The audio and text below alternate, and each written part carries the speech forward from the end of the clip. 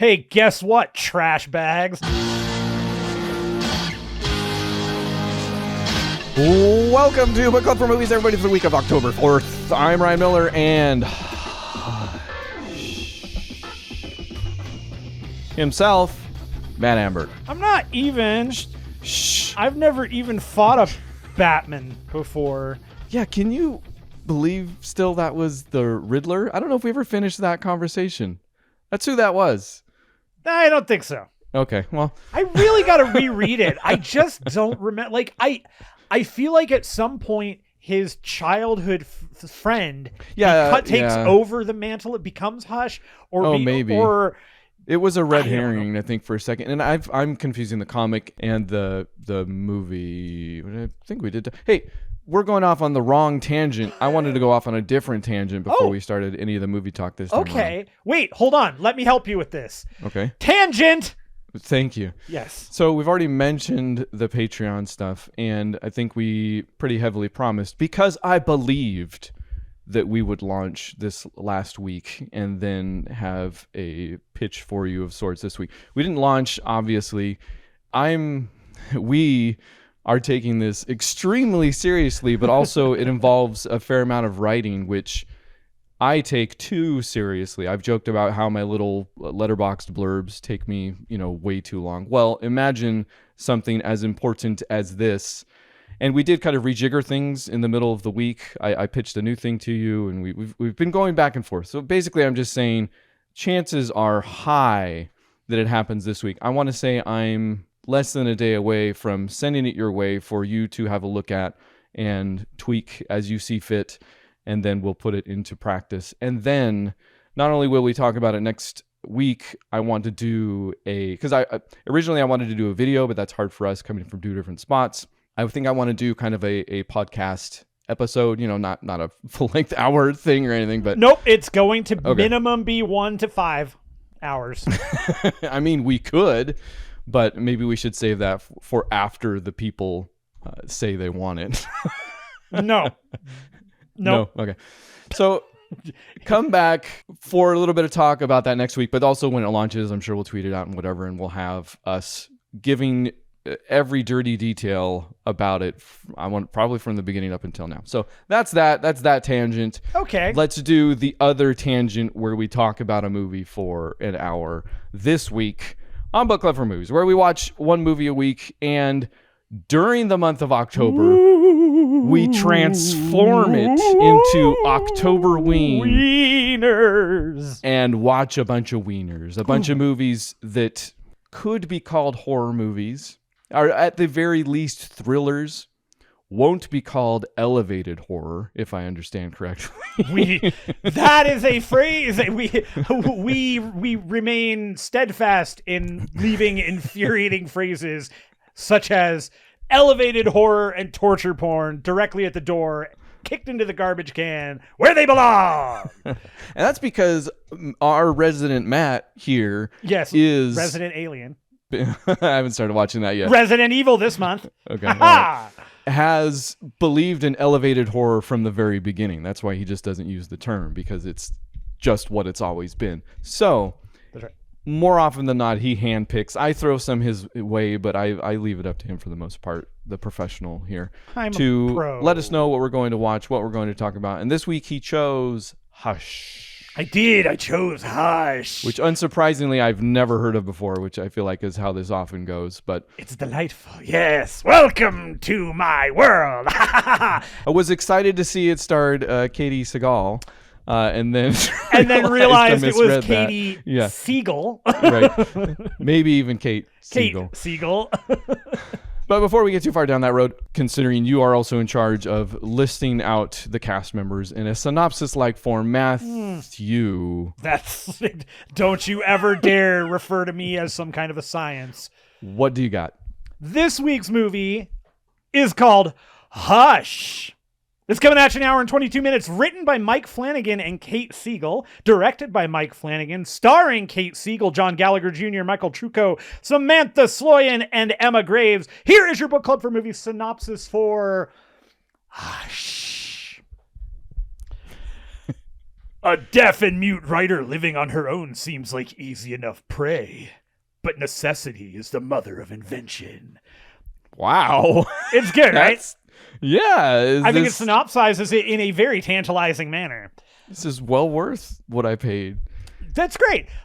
So I wanted to kick off Halloweeners here. I've got a bit of a plan. I've got some options for us. Okay. But yeah, so part of the reason I chose this movie, and there is actually a solid reason, is on so you don't have to say it like that. You can just I don't assume.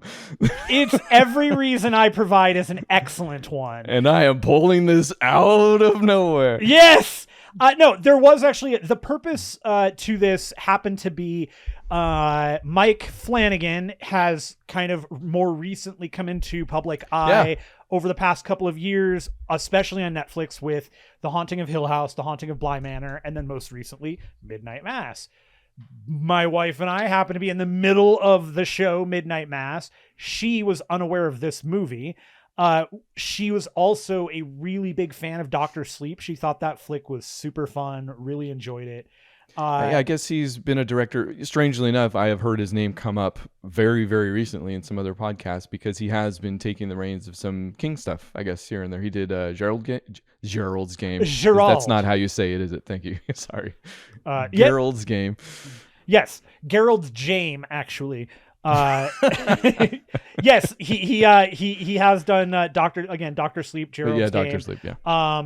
He also did Ouija and Oculus, so he's got some horror chops to him. But again, I mostly wanted to do this because it was an earlier film of his that I thought was fairly under the radar in terms of both the quality of it. It just didn't get a lot of attention. It did. It's not like an unknown film by any means, but it's certainly not one that you hear talked about frequently. And I happen to think that this movie has a bunch of really cool stuff going for it, including I think that I really like the look of the mask for the killer.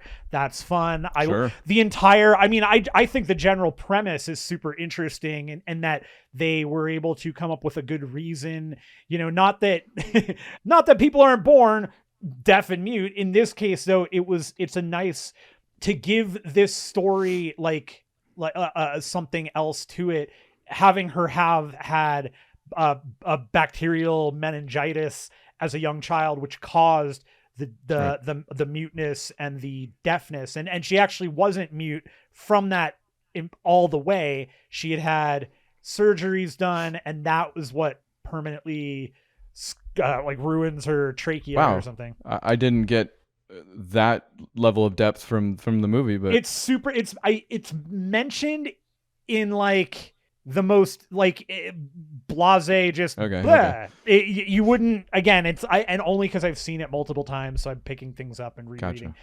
But yeah, so Mike Flanagan, Midnight Mass, Beth and I, we really enjoyed Haunting of Hill House. Not as much for Bly Manor, but Midnight Mass, we are definitely on the one side of the group where this one seems more split than the other two. We really are enjoying it. Have you seen Dr. Sleep? Yeah. We liked it. We talked about it. I think we did talk about it, didn't we? We did. I apologize. In any event, Hush, our main character, Kate Siegel, also wrote the movie with Mike Flanagan. So kind of love that too. Love seeing she is also one of the main characters in Midnight Mass. So there's a whole lot of connective tissue. Also, just as a weird piece of connective tissue here, even further, that I did not know going into this, but now I'm going, oh, duh. The book she's writing, the book she had written, was called Midnight Mass. Oh, interesting. In this movie, Hush. Yes, they're not connected. Huh. I think this is just I think it's a Flanagan verse thing where he just knew he wanted to use that title for something, gave it to the character. Like it's an Easter egg. Sure. Yeah, that's fine. Yeah. Yeah. Strangely enough, there's not a lot of history on this. Obviously, it's not a very old movie, but also you're right. It didn't make a huge splash, which I feel like is usually why, people will go back and ask more questions and whatever. So I don't have much in the way of that. I do think it's interesting that they wrote it together. I also think it's interesting that they not only wrote it together, but I guess worked it out within their own home.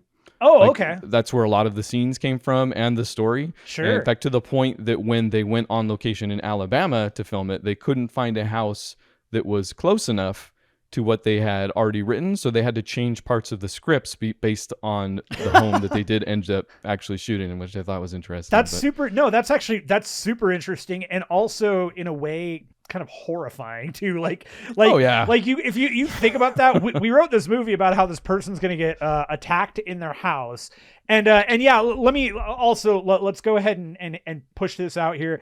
This movie is a home invasion movie, so it's not necessarily a straight horror movie, but it's got that tension, and I feel personally, I think home invasion films are some of the scariest movies out there, because those are the ones that are, when they're done well, especially The Strangers. I think this one, to a degree, can fit that mold too.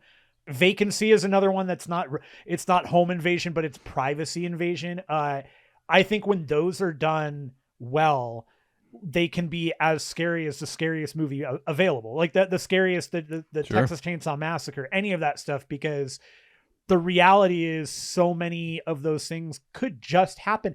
And probably do. And how many unsolved murders do we hear about, year after year? I do not know. I don't know either. But there's, but that's why I asked that question. How many? They were all home invasions, and it's scary. No, every one of them. They're like, there's just no other murders are occurring. Death isn't happening in any other way. But boy, if you're at home, prepare to die in a horrible way and never be solved. Yeah, I mean, obviously it's a very vulnerable type, and it's bad enough when somebody that you don't want comes into your home after you've invited them or something. At a or party. whatever. Yeah. So imagine. And you're like, I don't like you even a little bit. Yeah, if when they're trying to kill you, which even though you can put this in that genre, I think they do some interesting things with it. Sure. So I want to have a big old discussion at the end kind of about the deaf stuff. Sure. Because also he has spoken a fair amount about this, and I think it'll make more sense once we've kind of talked about maybe more of the nuts and bolts of the film as it is. I mean, you kind of explained it. It's a home invasion movie. Tell me of this Wiener's nuts, Ryan. The nuts and bolts of what they do different, like I said, I think they do some smart variations, are number one, I think they very smartly abbreviate the first act. At 15 minutes, the guy is in the house and behind her, so this isn't 30 minutes of get to know these characters, all this stuff. Fast hour and 22 minutes. Like, that's not always the case, but sometimes it's smart. And I think it was here. No. I agree. I love it. It's the, we don't always need 30 to 35 minutes of, we love this family. I know you want us to care about this family, but you could probably do less damage by giving us less information. Also, there's 5 people in this movie, I think. Which, by the way, another reason that I love this movie, I love that it is really small cast, single location. You can tell this is a shoestring budget, and I think they absolutely do an amazing job creating this film on a small budget. I like movies that run lean. Yeah. I like seeing what they can do with as little as possible sometimes, just almost as an exercise. I don't know. It's that indie thing, right? Like you want to see, who doesn't though? Who doesn't really like those indie movies that are, it's not exactly an indie movie because they clearly have enough money for some budget, but they don't have the James Wan, they don't have the James Cameron, they don't have any of that. They're not even in the, they're not past a, a small amount. And no, you got to love it. That they spend their money here on camera and equipment and stuff. They most of the actors in the film are not, nobody, I don't know. And none of these people are like, the only dude I recognized was Michael Trucco from Battlestar. I think it was Anders, if I even remember his name. There you go. But yes, it's John Gallagher as the man, the invader. Kate Siegel is Maddie, the girl in the house. Michael Trucco, I just mentioned, is the boyfriend of neighbor Samantha Sloyan, or Sarah, in the movie. And then she has a phone call with Max, or Emma Graves in the movie, and I don't think we even know. Like we know they're close. I don't know if they're sisters or friends or whatever it is, but that's all we see of that person as well. I just like it because the less things going on, you know that it's going to be more focused, even if there are some missteps along the way. Like I can just see them going through. That's part of the reason why I thought it was interesting that they worked out this movie in their own home, is because I can see them going through the machinations of like, well, what if somebody comes over, and them being like, well, why? Like, why do we need this person at all? You know, it just bare bones, think about it. And I can tell that amount of care was taken with this movie throughout, for better most of the time, I would say. When it's for worse, it's that, like, I knew for the entirety of the movie that Michael Trucco, the boyfriend of the next door neighbor, was going to show up at some point and also was going to die. You know, I kind of never doubted that ever. Sure. The way it happened, I was satisfied. It was interesting, you know, like, yeah. So even in the moments where they do understand that this is kind of, maybe by virtue of only having so many elements, they were like, well, this is obviously what's going to happen. They still made it interesting. So that was cool. Mm-hmm. Because eventually the entire movie is cat and mouse for the whole thing. Like, right?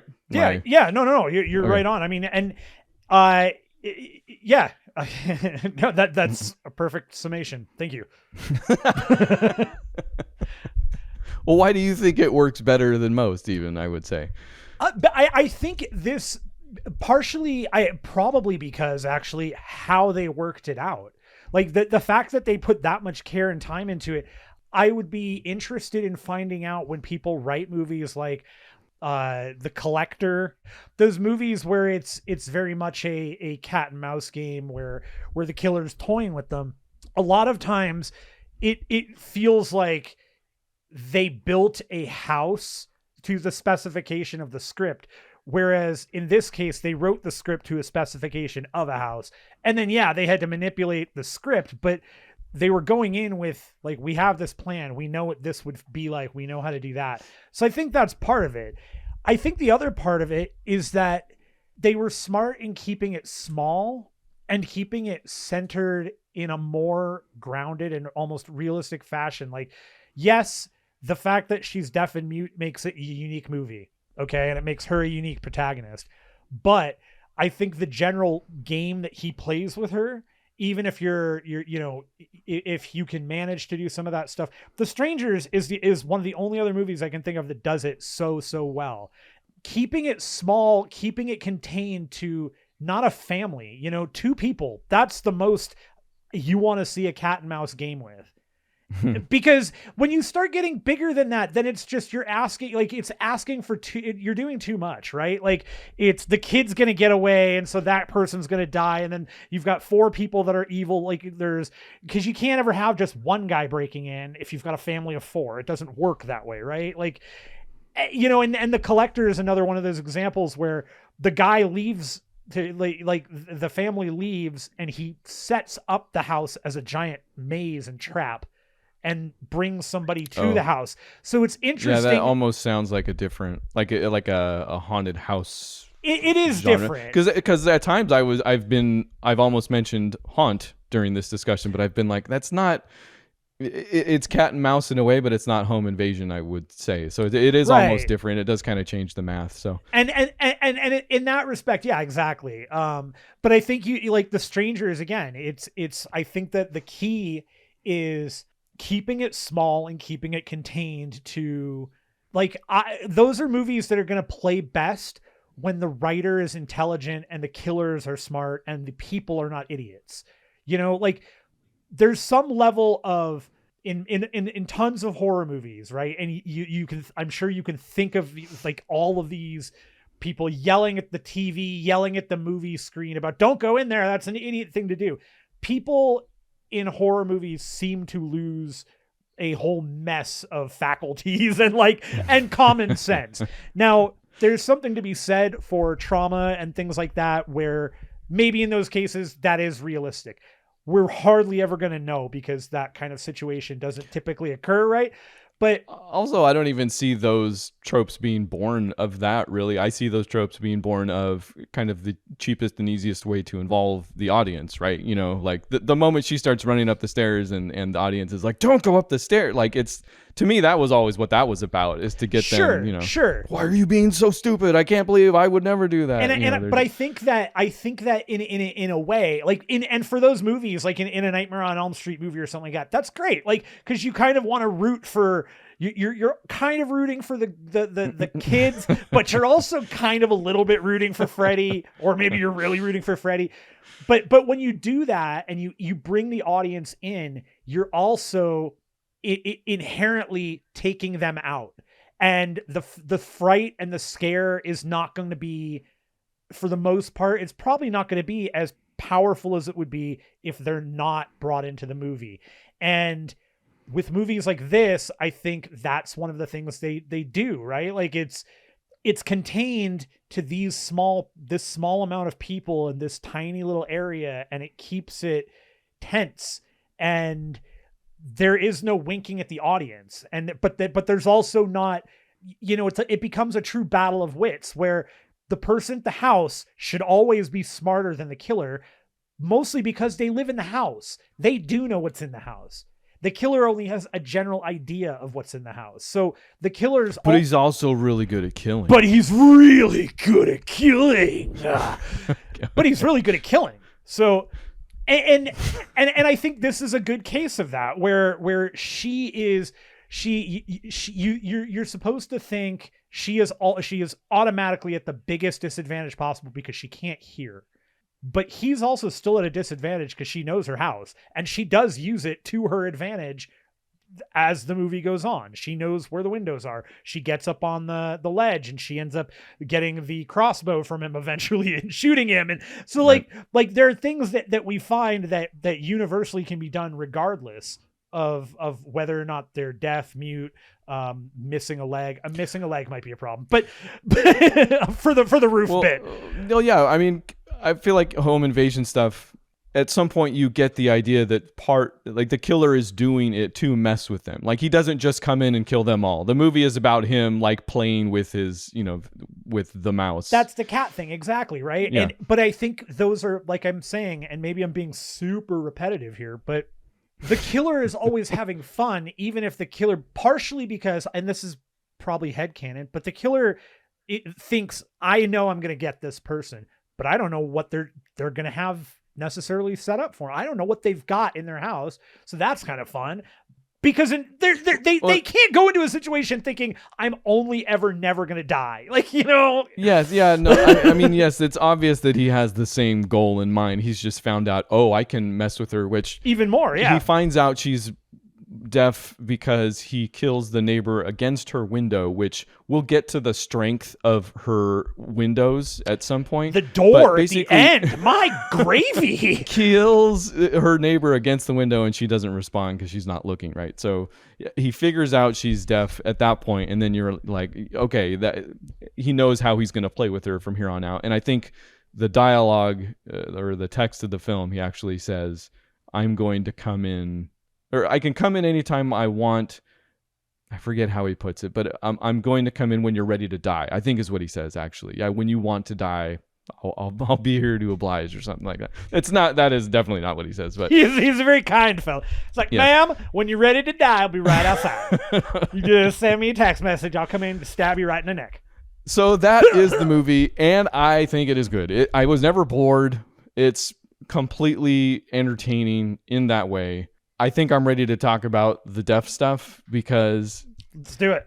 It is used as a way to heighten the tension, obviously, because he can be like right next to her and she doesn't know it if she's not looking, even though that's not really how that works necessarily. No, it's not. All, and I think that's where some of my problems came in. Like, and a part, I'll tell you what the biggest problem is this movie has, is that Sound of Metal came out, and I've watched it before I watched this. And it definitely breaks breaks the immersion of, well, this is a movie deaf person, not a deaf person. It is. It totally is. Which is written by, if I had to guess, two people that can talk and hear just fine. Oh yes. Yeah, absolutely.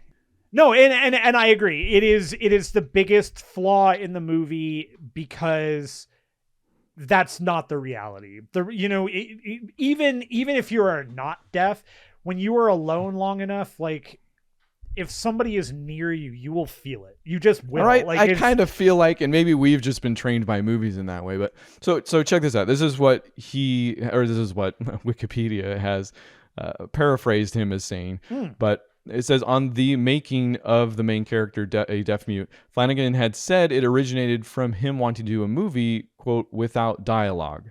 The possibility of making the film entirely silent was briefly considered, but was soon abandoned when it was realized that building tension with this limitation would be, quote, impossible. I don't agree with that. Yeah, exactly. That's where I'm kind of at. And again, having watched something like The Sound of Metal, which is an impossible standard and also isn't completely silent, obviously, but is not afraid of complete silence. And yes, between genres, we're going to probably run into the biggest justification or reason, because when making a horror movie, you do depend on a lot of these different things. So look, it's unfair almost, because what I'm saying is it's not impossible. It just would have been something entirely new and groundbreaking, and you didn't do that. You know, it's like one of those all things. I can come up with is that you have films like Metropolis and Nosferatu, the F.W. Murnau film, that have very little dialogue, and they were made during a time when dialogue was not going to be, at most it was going to be, you know, a couple of lines on a secondary card, you know, because you're going to get Right. film and then here's your card of dialogue. Those movies to me still hold up, and you easily can make film, like, not easily, I shouldn't say that, but Yeah. it is incredibly possible, beyond plausible, to make a film with next to no dialogue or no dialogue at all and have it be tense. Well, and I guess it's not even the no dialogue thing, obviously, because Sound of Metal, again, that isn't their only trick. Sound of Metal just feels top to bottom like something made from the point of view, somebody between both worlds, even at times. Sure. And again, a possible standard. But I think you have a point in especially bringing up older stuff, because Flanagan appears to also recognize that. It's another one of the reasons he gives, is that in making this movie for modern day audiences, he says Flanagan also noted that the target audience would not have been used to silent films, and as such would seek out every kind of audio stimulus anywhere else in the environment, or simply choose to not watch the film at all. I don't necessarily disagree with him there. I think plenty of people would have chosen not to watch the film if that were the case, as happens, you know, as arguably happened with Sound of Metal to some extent. But the idea that modern movie-going audiences are easily distracted and would have looked to any other sound in the theater or in their house because the movie was quiet kind of seems like a cop-out. Like, yeah, agreed. At some point you take the plunge, you have the faith even, maybe, or again, it's just not for that. So maybe the fact that this you wanted to make money, maybe that figured into it, and who can blame the guy to some extent. But Sure. We can still talk about it because we're the jerks that get to do that. Yeah, for look people. at stupid jerks. I do though. I wanna note very quickly that Kate Siegel and John Gallagher Jr., the main characters of the movie, I thought their performances were solid as all hell. They were. I liked her a lot. Like you like she seems like a likable person. He comes across as a very terrible person. Yes, he does. And not just like he's trying to kill people. His personality just seems pretty bad. He you know? seems like the kind of guy who's just got no real friends. You know, he's the nerd gone wrong, right? He is the edgelord, if that's correct. He is, you know, like I don't know where. I won't include you for any reason. I'm super excited. Could have come up similarly to this dude, right? You know, like bullied in high school, a nerd, unpopular for all sorts of different reasons. You should have been. And I eventually overcame it in ways we can talk about. Yeah, and look how rad you are now, dude. Yeah, okay, all right. But he went a different direction where he was going to take it out on the world, and it was everybody else's fault but his own. And this isn't verbalized, but you get the feeling, especially when the boyfriend shows up, that he's like, oh, he calls him a jock. Like Right. I called plenty of guys jocks back in the day. So he just never grew up or didn't figure out a way or what. I don't know why we're even delving into the. I don't know. But you're right. The motivation. Performance is great. Good performance. Like him. Yeah. He killed it as a killer. Good job, the man. But yes, Kate Siegel, I also agree, does Yeah. a good job. Like you can tell, like if somebody told me this was her first movie, I haven't looked that up, but I would believe it. But never took me out. Like completely fine and lovable and Yeah. rootable. That can't be but like you love to root for her because she is the underdog. Although it is undercut a little bit, if we're still talking about this, by the deaf mute thing, because at the moment where. So there are certain moments in a third act where you're like, okay, this is either I don't know if it's called the ebb. I just always call it that. But, the darkest before the dawn moment. Sure. And I guess sometimes it's even the third act or second to third act. But in this movie, it consists of her kind of up against the wall, having been through some other stuff we can come back to that I wasn't crazy about. But we learned earlier in the movie that there is a voice inside of her head and it sounds like her mother, which turns out is actually Kate Siegel's voice. So that was maybe a little strange, but it is in the movie then shown to us by her talking to herself, now voiced, and she's going through all the different possible endings, which we also learned about earlier because she has writer brain or whatever they call it, where she can kind of see all the different endings and how everything might happen. So she's going through the different endings and trying to choose which one. Which I think I like that bit too. That's a fun. It's fine. Like I don't mind that, as basic as the foreshadowing and payoff is.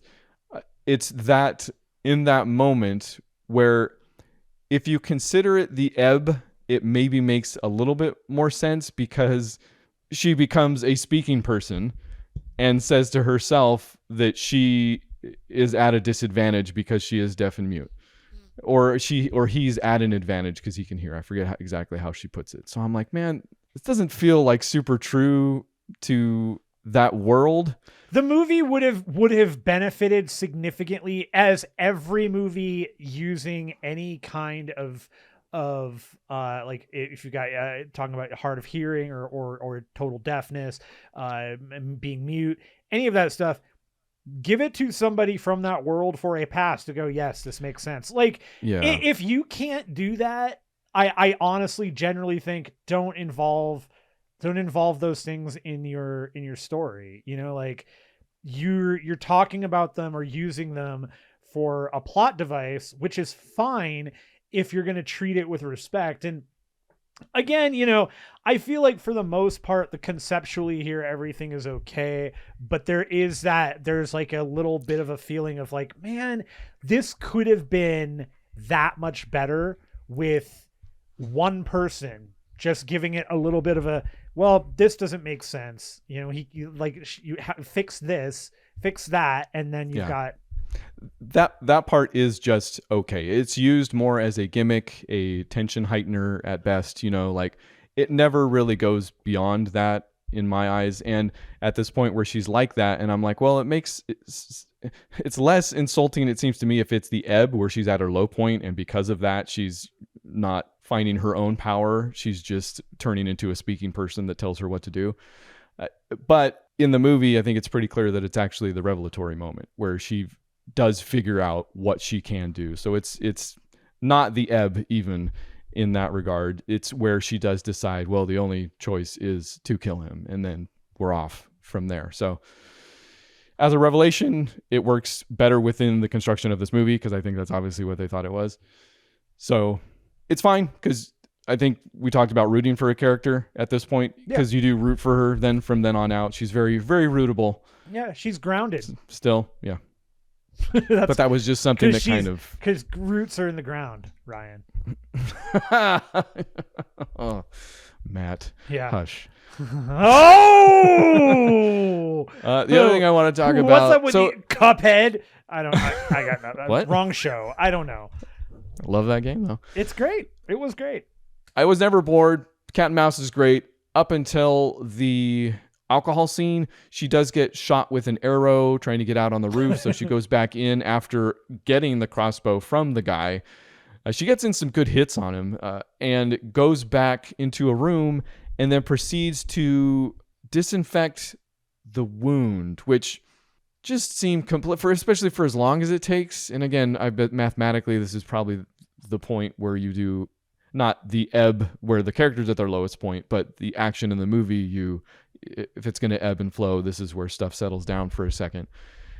And yeah, pours alcohol all over it. Like tourniquet, I get, like put a tourniquet on it, even though I think she could have gone the whole movie without doing that at all.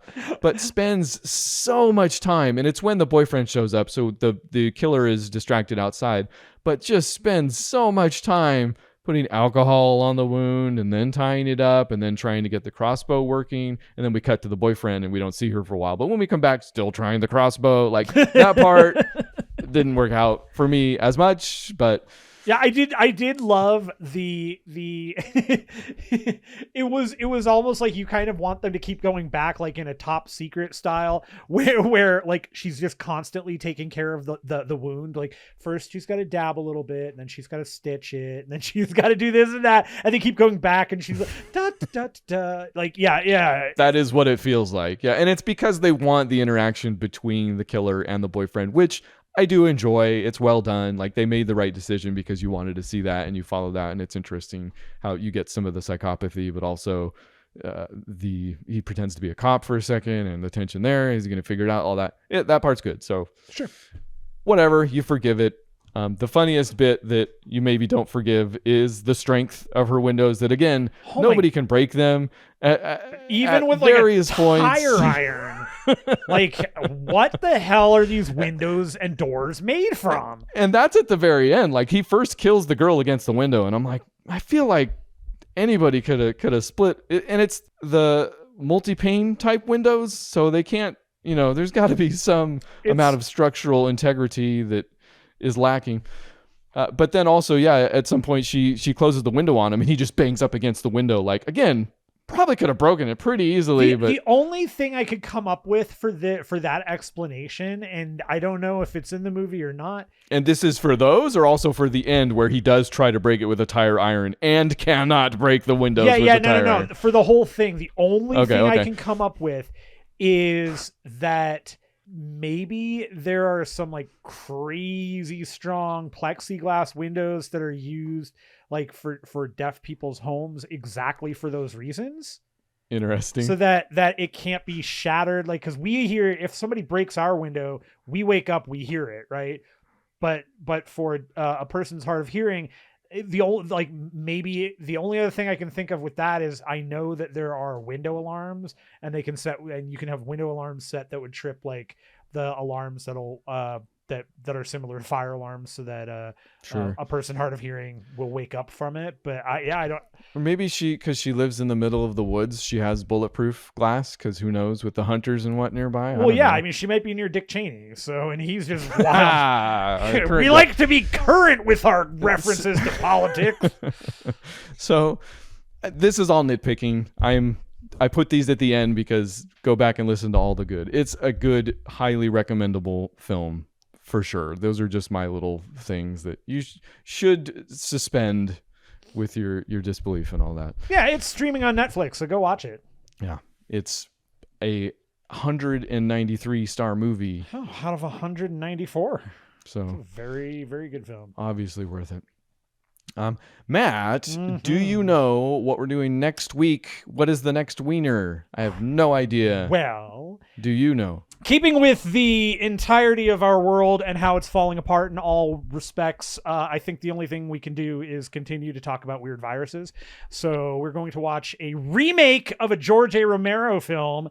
I actually really like this one. It's got sexy, stupid Timothy Olyphant in it. It's called The Crazies. Oh, I really like it too then. Actually, I think I have heard. Is this a home invasion? No. It is not at all. I feel like I've seen it or something about it, or maybe we've talked about it. We've been doing this so long, who knows? All right, so come back next week for The Crazies. The 2010 The Crazies. And you can email us at podcast@bookclubformovies.com or Facebook and Twitter, where we are, and we'll talk. So before we leave the horror train here, I guess, I did do one of the things I said I was going to do. it wasn't the one I'm looking the most forward to, and I'm hoping it didn't ruin that one for later. Speaking of the Blair Witch Project thing that I did where I showed my daughter the fake documentary and now she thinks that the Blair Witch movie is real that we're going to watch. I did the other thing where, and this is going to take a little bit of build up, but we watched Apollo 13. Ah, good. Which is, did you watch this recently too? Who did I know that watched this recently? I did not. We talked about Wasn't it. you? We did Okay, talk about well, it recently though. Maybe that's what it was. All right. I think that movie holds up just fine. It's takes a little bit to get back into how movies and maybe even just how Ron Howard made movies back then, because it is very melodramatic. You know, the music kicks in at the time where you're supposed to feel a certain way, and it's all very, and she's looking at the sky and all this. But at the time, I didn't notice any of that. I was just like, oh, this is a good movie. I really got into it. Did you know that Apollo 13 is completely interchangeable with Armageddon? That's all. Is that a thing out there? No. Is that a YouTube video I should be looking up? No, it's just a me thing right now. It's a YouTube video you need to make. Gotcha. Okay. Yes. They're the same movie. I believe it. That's a conversation for another time, maybe, but good point. Well, I thought we were talking about horror. I brought up Michael Bay. And Yes, that's what I'm saying. Okay. It's going to take a little bit of build-up, and I'm trying not to spend too much time on any one of the build-ups. Then we watched Apollo 11. Have you heard of this? I mean, I've heard of the Apollo 11, sure. Right. Okay. we watched that. We went to the science museum thing and just Sure. stared at it for a while. Logical. You're No, like, They took all of this footage, and I want to say a lot of unreleased footage, or even just, you know, at the time, I'm sure they took a ton of footage, and you just don't get to see all of that. You know, what's anybody going to do with any of that? Maybe it shows up in an archive at some point, but they took all of that, remastered it, and basically made a time code accurate except for some skips. You know, it'll skip, I would imagine, some time where not much happens, and focuses on Apollo 11, you know, the astronauts, it launching, landing on the moon, and coming home. Like, basically just... yeah, it's like it's like in real time, right? Like, I mean, kind yeah, of. yeah, basically. Yes. But they very smartly choose. And just regardless, the footage is flat out gorgeous. It is so cool and good. Like, they've left the right amount of film grain in there, because I'm sure they could have taken all that out if they wanted to. But it's Right. just absolutely gorgeous. It's kind of the whole they shall never grow old treatment, Sure. which I know you didn't get all the way through, but eventually that's a bunch of World War I footage that they colorized, but they also added some sound to it. Right. That film didn't come with sound. I'm guessing some of this film didn't come with sound also, so they do add some background noise and some stuff to spruce it up, but it's for wonderful effect. It's a very, very good movie. And then we watched The Martian. That's in there because we're doing the space thing, but it doesn't really build to where I'm going. The Martian is... Did you watch The Martian? No, I never have, actually. Yeah, I don't know that you need to. Like, the first time I watched it, I was like, oh, much in the same way I watched Apollo 13 the first time, and was like, oh, I can get into this. I feel like the first time I watched The Martian, the jokes didn't get to me as much, but now watching him this time, I'm like, dude, don't just do a thing and don't make a smug joke about it, which I'm sure is what people feel like when they're listening to us all the time. So whatever. We watched The Martian. Then the idea was to show my daughter Apollo 18 and be like, hey, this is like Apollo 13. It's a movie they did about the real Apollo 18. She's like, okay. Well, immediately undercut by that was the fact that Apollo 18 sets up its premise as all of this found footage showed up on the internet out of nowhere. So undercuts my whole, this is a dramatic recreation, but it didn't seem to... She just asked like one question. She's like, wait, so this is... And I'm like, oh yeah, it looks like it was a... whatever, you know, it didn't... Smart. It wasn't smart. ruined, yeah. Have you seen Apollo 18? I have not, no. Okay. Apollo 18 basically fits kind of perfectly between Apollo 13 and Apollo 11. Like, it is a found footage film, but they do kind of drop that pretense halfway-ish throughout the movie. You know, like it becomes... I can't remember if Blair Witch was like this, because again, I haven't watched it again yet. Okay. The Blair Witch is universally 100% all found footage. There's no... Right, okay, well... The only time the pretense of somebody holding the camera is ever... Actually, that's never dropped. Somebody is always holding the camera. Somebody is always walking with the camera. One of them is always narrating what they're doing. Okay. Well, maybe just since then, I know there have been other movies where I feel like found footage is that maybe I'm thinking of freaking Cloverfield or something. I don't know.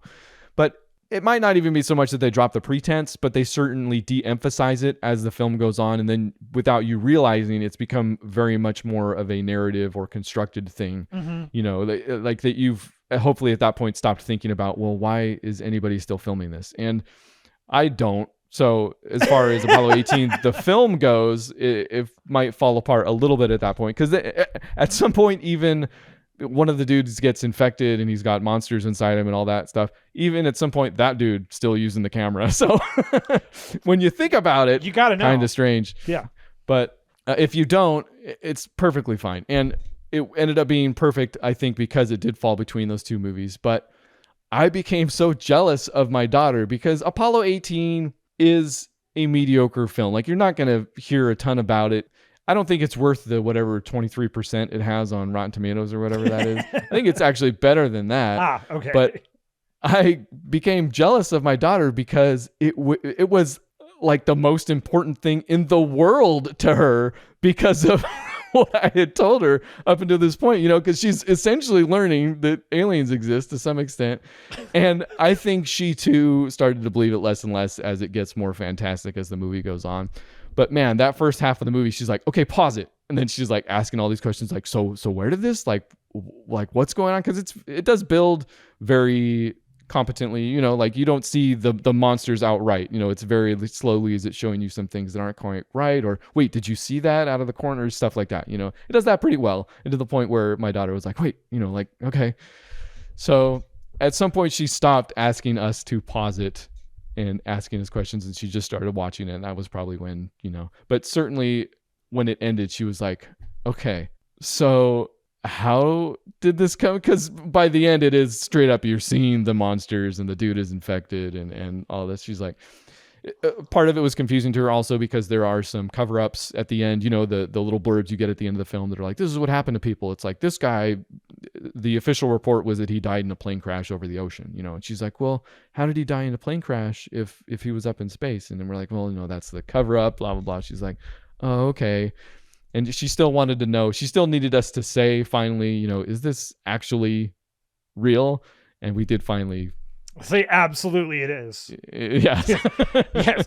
I did for much longer. This is the dynamic we have. Like, she every time she asks me something and I'm like yes or no, or I say something else stupid or dad joke, like, my wife very kindly now knows not to say anything. Oh boy. And so she'll turn back to me and be like, can mom tell me the actual truth? And I'll be like, what truth? Yeah, so, you really are gonna have to play up.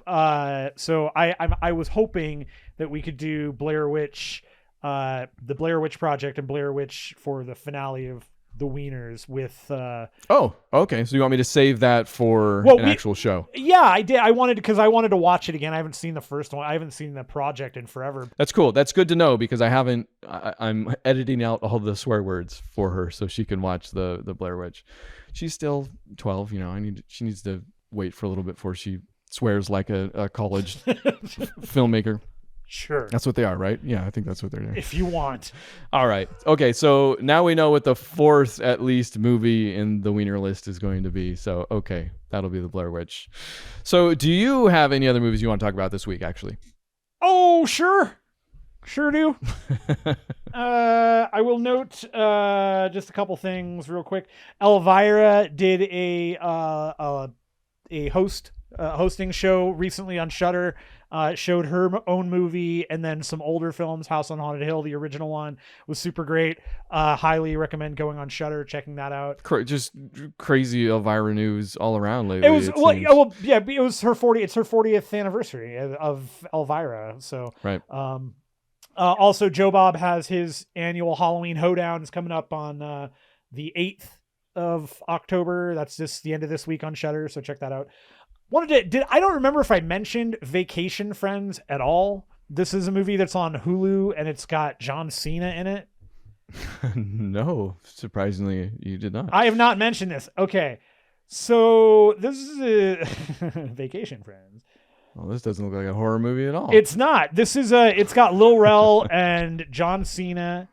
and it's a couple meets another couple while they're in vacationing, and Lil Rel and his girlfriend are a little stuffy, and John Cena and his girlfriend are, like, hey, we're on vacation. Except for them, vacation is like, hey, man, check out all this cocaine we just got. John Cena being an absolute lunatic in this movie is pretty funny. The movie is pretty good. It made us giggle a few times, very clearly out loud. It's not doing anything crazy. Like, what the movie is, what the jokes are kind of going to be. And it's really more of a, do you want to see this version of this movie? If you do, it's funny. Like, I'm trying to figure out where I've heard the director's name, Clay Tarver, before. And my best guess is that he's in the Comedy Bang Bang circle. It sounds like Drew Tarver. Oh, maybe. Okay, that's what it is. All right. Well, there you go. The mystery solved. Other movie we watched this weekend was on Netflix, Kate. It's got Mary Elizabeth Winstead and Carnage. I mean, Woody Harrelson. I'm not gonna let you trick me into talking about that movie today, or maybe ever. Or ever. Don't ever. We'll never talk about it. Kate was really, really entertaining. We really, really enjoyed it. I love Mary Elizabeth Winstead. I mean, give me her in just about everything. I think she's fantastic. This is maybe her not being at her absolute best, or her strongest, but I don't think it's her. This is really more of the script is what the script was. It's a pretty solid movie. It's a little silly. It's very much like, the movie truly does feel like the writer sat down and watched Crank and like you're not helping, and like four other movies to create this movie, because it is essentially, so it's child assassin becomes adult assassin, kills somebody, is then poisoned, and the poison forces her to only have 24 hours left. So now she's got a whole mess of like injections that she takes to keep her heart and everything going, so that the poison doesn't kill her right away, so she can stop, as she can get revenge. For what that is, that story, yes, you've seen it and you've probably seen it better. I really like this movie. Somehow. I really like this movie though. She is really good in it. Ultimately, I think the big problem that I had with the movie, and that you just have to kind of enjoy the spectacle of what this movie is, and just enjoy Mary Elizabeth Winstead getting into every fight scene that they do is very cool. But there's so many just like weird jumps in logic and leaps, and like, why would she do that? Why would that person ever do that? Why? You ask yourself, why would that happen a lot? And the other thing I will say, again, I think the fight scenes are really good. I think they're super solid. I think that this was one of those weird cases where it's like they filmed, this is what every other movie looks like when they have somebody who's not a like totally trained martial artist, and then but they speed it up, to make the fight scenes move a little quicker. They didn't do that here. Like, or if they did, they didn't do it enough, and she was going very, very slowly. That's not what it seems like. It seems like they just didn't kick up the film speed enough for a couple of the fights, and it's like, or it very possibly is just an editorial choice, a directorial choice, where they're trying to make it feel a little more like it's got a little more oomph, but it feels like it's just slow. You know what I mean? Like, it's just that some of the fight scenes feel like they're just, and maybe this is also coming from all the stupid freaking martial arts movies we just been watching. That stuff, yeah, maybe I just ruined you as well. Yeah, I was going to say, if I've learned anything, it's that fight directors or action choreographers are real things and not just something anybody can do, let alone any director who might be, just directing a movie and, oh, here's the action sequence, here I go. Because I can do a movie, I can also do an action sequence. Not true. So, yeah. And it might just be that, honestly, now that I'm thinking about it, because the scenes were good. Like she looked good during the fights. The fights looked good. but it was totally that. Sure. You know. Yeah. So I definitely recommend it. It's a good watch. Actually, I will say this for the movie. This is the movie Black Widow probably should have been in terms of like what they were doing, what they do story-wise and all that. This is what they should have done. It should have been more like this than what we got. Like they should have hired Mary Elizabeth Winstead. No, I like Scarlett Johansson. No. Sorry. What this movie really did for me though was made me want HBO Max. They seem to freely hand out television shows on HBO Max. Can we just go ahead and call Kathy Yen or whoever and let's get a freaking Huntress TV show going? Because that is what I was thinking. I was like, why didn't they just do a Huntress movie? This seems like a runaround. She would be perfect for a TV show. Huntress would be fantastic. Delving into her backstory over, like, give me a season of that. That would be cool. You can jump directly into just Helena doing whatever she's doing after Birds of Prey, letting her get with the Bat family, working with Batman, like there's a billion things you can do. Well, now you're just going crazy. I know, but they should be having her do that stuff. She's a delight. The movie is fine. Like I said, Woody Harrelson is let me ask you a question about Woody Harrelson. Be careful. I see where this can go. It is not no. You already know we already know that he plays Carnage. So the question isn't about any of that. It's okay. When you hear his name is involved in something, do you automatically go, oh, well, he's definitely either the bad guy or he's going to become like he's going to betray the person? I mean, yeah, I get. I mean, even when he's not, but it just feels like he's not going to be. Guy. I mean, even though he could probably be the happy-go-lucky dad or something, like I could see him in that movie and probably enjoy it. It's just like nobody's either doing that for him or he's not choosing those nowadays. So yes, he just always seems like the bad guy. Like every time I see him on screen, I'm like, oh, you're the bad guy in this, or you're the morally bankrupt guy in this, or he's always a jag.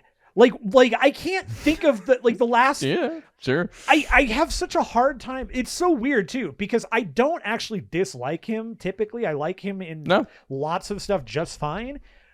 But thinking back, he universally plays a jag. The guy is never a guy you ever like.